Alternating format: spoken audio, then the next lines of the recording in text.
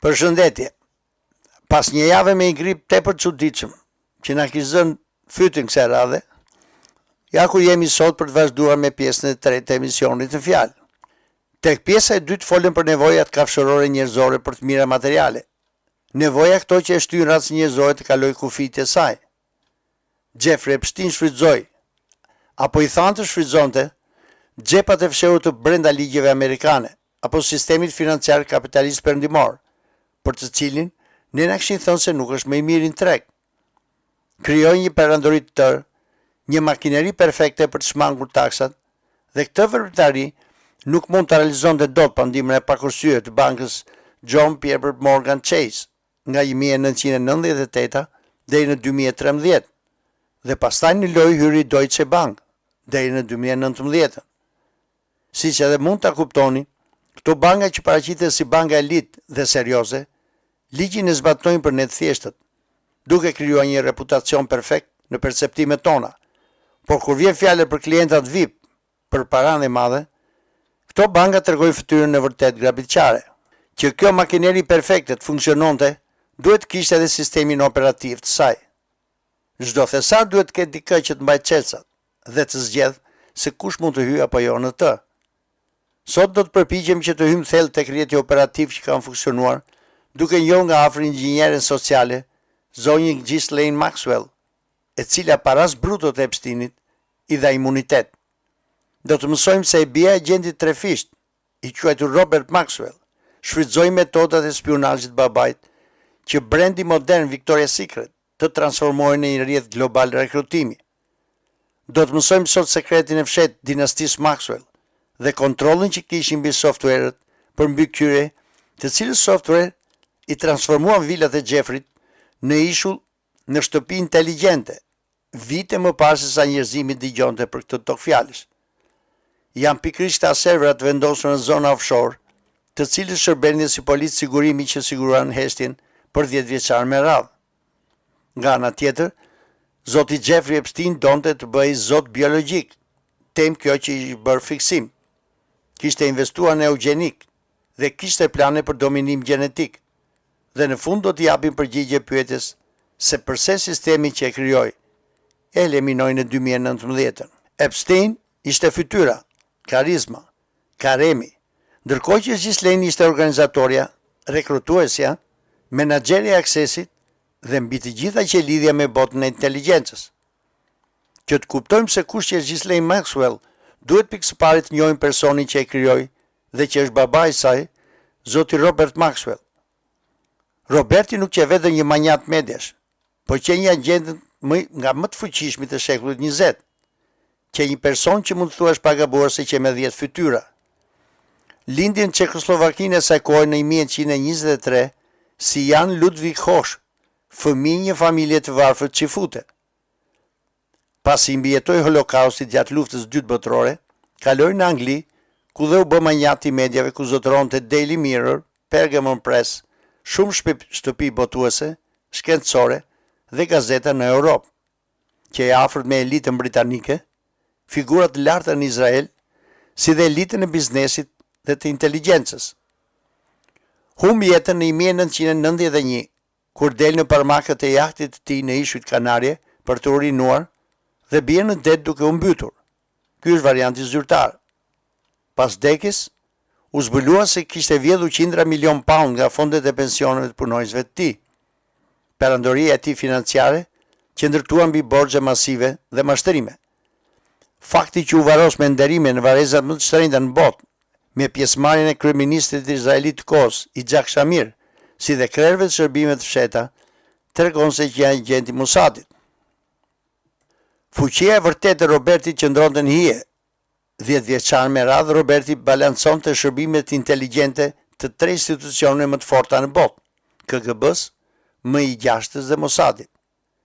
Ka fakte të pakundërshtueshme që ky që personi kyç për të cilin Izraeli krijoi një software të fshehtë për kontroll global dhe pastaj duke shantazhuar qeveritë të gjithë botës. Roberti që tregtar kontrolli dhe këtu fillon e gjithë historia. Software i prodhuar quhej Promise, që pikërisht ky software që i mundsoi izraelitëve që të godisin Hezbollahun në Liban nëpërmjet telefonave celular.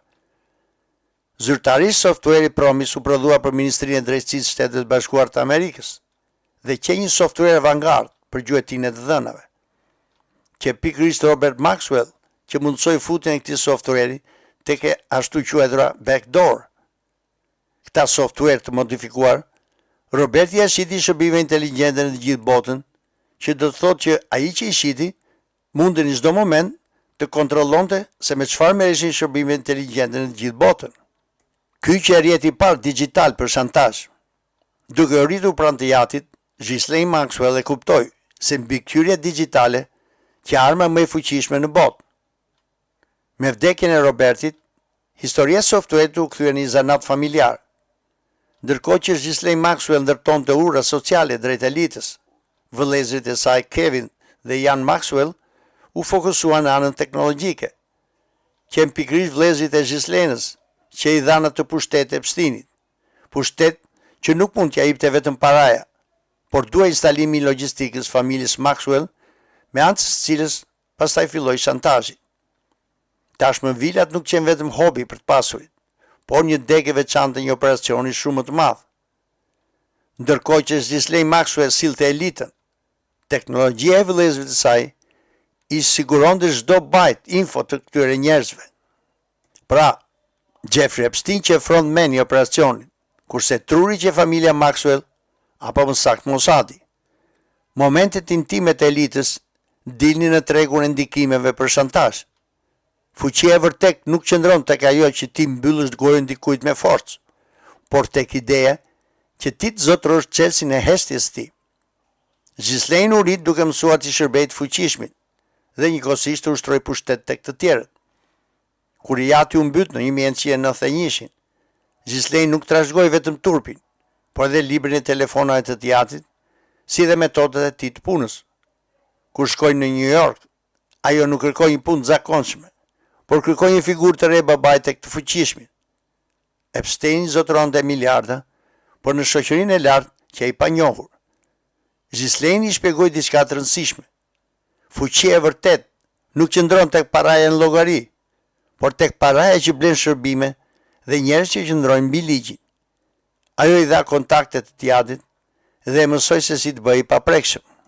Ghislaine në vilet e Epstein vendosi një protokoll ushtarak. Trajnoi stafin të jetë diskret, i patukshëm, por njëkohësisht të shohë gjithçka, çdo detaj. Arkiva e çdo dobësie njerëzore në ishull që pikërisht Ghislaine Maxwell mbante një ditar të hollësishëm për çdo të ftuar.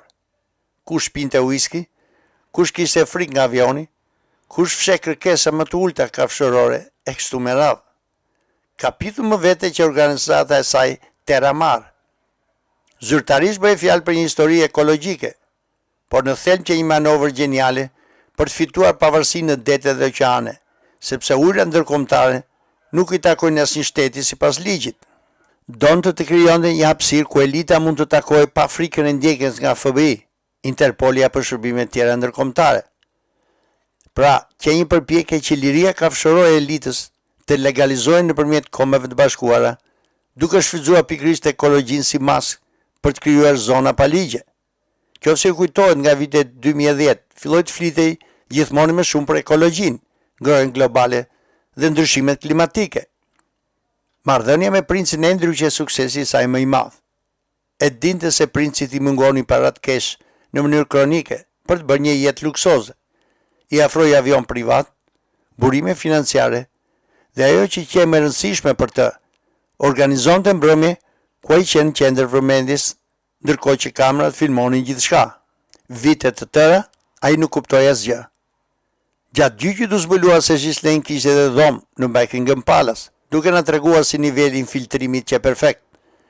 Ghislaine që mjestre e rekrutimit të vajzave, i binte viktimat se qenë veçanta, se do të bëheshin pjesë e elitës, dhe ndërkohë nënshkruante marrëveshje për heshtje në mbikëqyrjen e avokatëve më të shtrenjtë. Vajzave ju pakunte rrobat dhe shkollën, duke u krijuar kështu robëri nga paraja. Vajzat nuk besonin Epstein, por besonin Ghislaine, sepse ju duke figura e përkryer që premtonte të ardhme. Edhe vetë arratisja e saj në 2020, që një leksion mbi jetese, prona e saj në New Hampshire, që e bler me kesh nëpërmjet një firme anonime. Kur më në fund FBI hyri brenda, Ajo përpoj të fshihej në dhomën e sigurt. Celularin e futën një zarf alumini. Veprim ky i një personi që arritur një shtëpi spionësh, sepse e dinte se sistemi i ndjek njerëzit. Pas Ghislaine, mbretëria e Epstein do të qerëzuar shumë kohë më parë. Ndërkohë që Epstein nënshkruante çeqe, Ghislaine nënshkruante fate njerëzit, sepse ai nuk qe thjesht shoqëruese. Ajo krijonte rrethin social, filtronte njerëzit, ndërtonte besimin.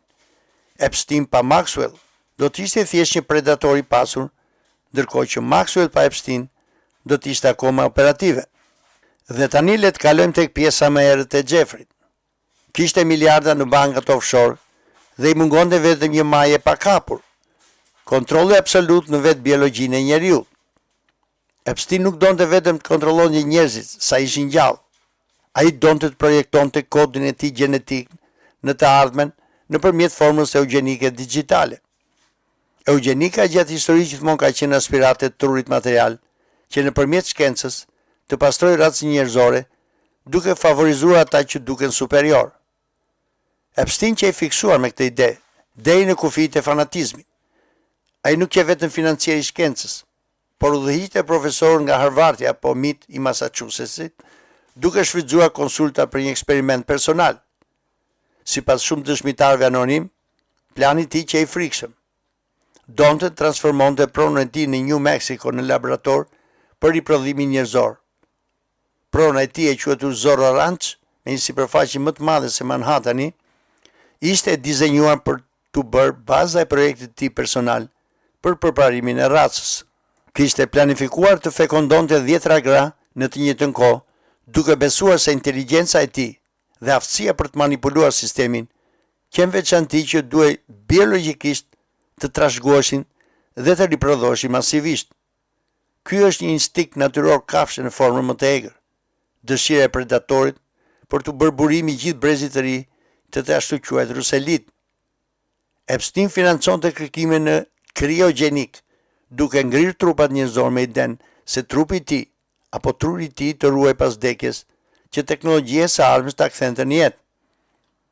Të njëjtën kërkesë i bëri Onassis doktorëve për të birin, kur i thanë se ishte rrëzuar me avion dhe se qenë në gjendje kome. A mund ta fusim në ngrirje dhe ta nxjerrim kur zhvillohet teknologjia, i pyeti.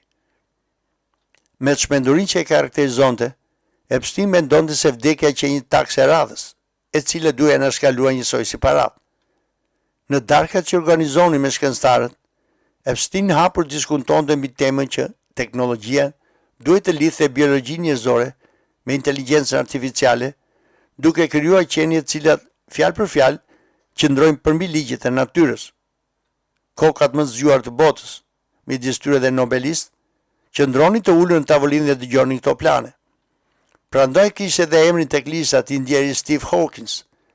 Disa prej tyre më vonë deklaruan se kujtuan se Epstein po bënte shaka, por milionat donacione drejt instituteve që studionin genet e njerëzit tregojnë se vetëm shaka nuk bënte. Epstein blente me para legjitimitet në këtë fushë, ashtu siç blente politikanët. Epstein donte të bëjë point of no return, pas këtij vinte Zoti. Interesi i tij për eugenikën nuk që kontribut për njerëzimin, por përpjekje e fuqisë materiale që arriti për të lënë një gjurmë biologjike. Shtylla e tretë ku mbaj mbretëria e krijuar nga Epstein dhe Maxwell, që institucioni paras. Që paraja nga ishut e vigjër të qarkullonte dhe të blente heshtje, Epsteinit i duhej bekimi institucione më të mëdha financiare në botë. Rolin kryesor, siç e tham në emisionin e fundit, e luajti banka JP Morgan Chase. Si është e mundur që për 10 vjeçar me radhë, një shkelës seksual i regjistruar, i pashqetësuar, qarkullon kesh miliona dollar. Përgjigja qëndron tek matematika e ftohtë, përfitimi dyanshëm. Për JP Morgan, Epstein që burin floriri. Ai kishte qarkulluar nëpërmjet kësaj banke miliarda nga gjithë bota. Shefin atë kohë i bankëve të investimeve dhe ish bosi i Barclay, zoti Jesse Staley, që i përfshi deri në fyt në këtë aferë dhe kishte dërguar personalisht më shumë se 1200 emaile.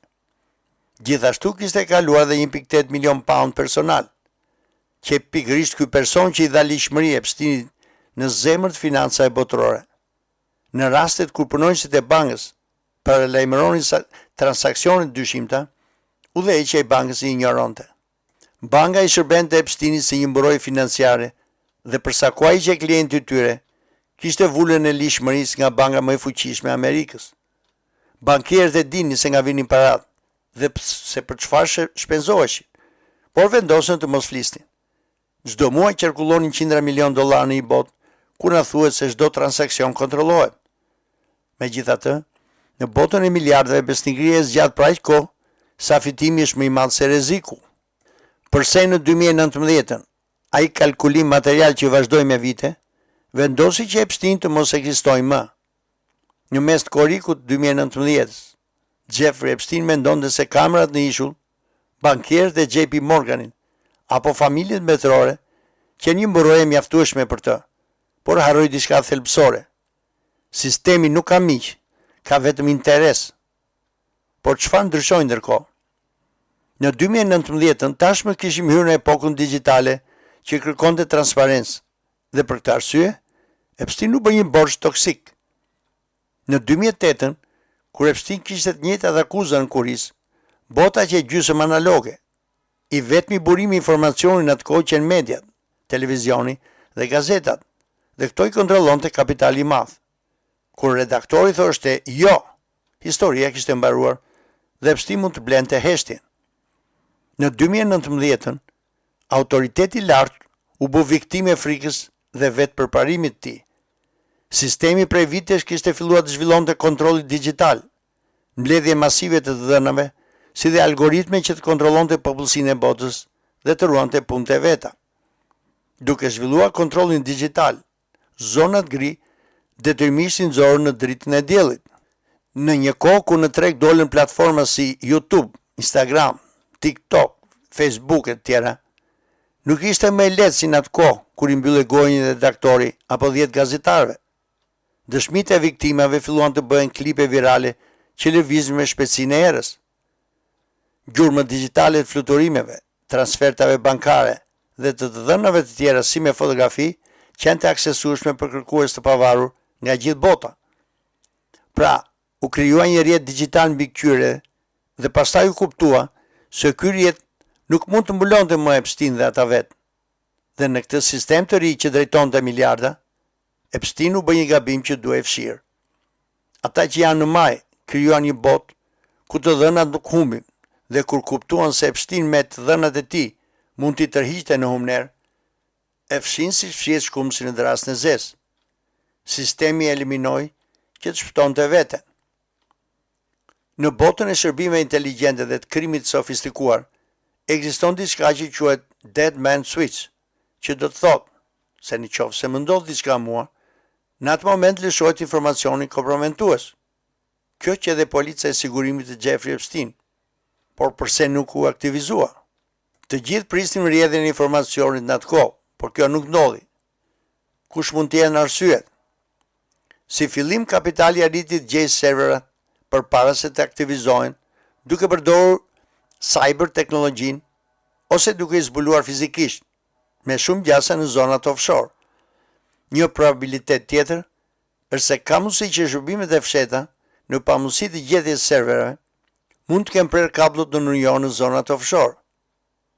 Mundet që Jeffrey Epstein të ndodhet aktualisht në Izrael, me të gjitha filmimet me vete dhe arsye që presidenti amerikan, Donald Trump, shpejton në mënyrë të pashpjegueshme që të godas Iranin, është se i bëhet shantazh nga Izraeli me anë të videove. Pas dukjes së Epstein, Ghislaine Maxwell që e vetmja e mbetur, e cila mund të ketë dieni për të dhënat, sepse që pikërisht rojtarja e të dhënave dhe në fakt ajo hesht. U dënua me 20 vjet burg dhe me sa pash 1-2 foto, por merre me gjimnastik. Ajo me shumë gjasa ka bërë një marrëveshje për të ruajtur elitën dhe në këmbim merr mbrojtje brenda sistemit të burgut, si dhe i shpëtoi jetën 2 vëllezërve të saj, Kevinit dhe Janit. Fakti që nuk po dalin fare video, por vetëm foto, tregon se kjo histori e ndyrë është mbyllur. Përse Ghislaine Maxwell u dënuar për krime që implikojnë të tjerë, por asnjë tjetër nuk u thirr? Jeffrey Epstein ishte një aset i konsumueshëm, kurse Ghislaine Maxwell që një aset i trajnuar. Në çdo rrjet, Ai që shfaqet është i zëvendësueshëm, kurse ai që organizon është i paprekshëm, derisa të flas ose të hesh për gjithmonë.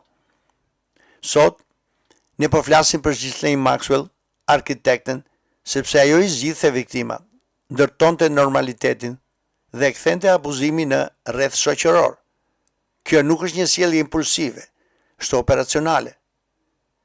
Si mund të dënohet dikush për trafikim qenies njerëzore, pa u gjykur asnjë klient? Dhe ç'është më e çuditshmja, nuk ka lista, nuk ka emra dhe nuk ka procese zinxhir. Kjo ndodh vetëm kur emrat janë më të rrezikshëm se krimi dhe heshtja vlen më shumë se drejtësia. Përse heshti Ghislaine Maxwell? Sepse ka 3 arsye logjike. Mbrojtje e negociuar, dosje kompromituese ekzistuese dhe një rrjet që funksionon edhe pa të. Në botën e inteligjencës, heshtja nuk është frikë, është monedhë. Epstein u hoq, Maxwell u mbyll, por sistemi nuk u prek, gjë që tregon se sistemi ishte më i madh se ata dy. Në çdo operacion ka një fytyrë dhe një tru. Fytyra bie dhe truri hesht. Bota vazhdon sikur s'ndodhi gjë. Këto të dhëna desha të ndaja me ju sot dhe besoj se tashmë është pak a shumë e qartë se bëhet fjalë për 2 grupive njerëzish, të pasurit që përbën 1% të popullsisë dhe ne pjesë tjetër që paguajmë taksa. Deri në emisionin e radhës, regjistroni dhe mendjen kokë. Mirupafshim.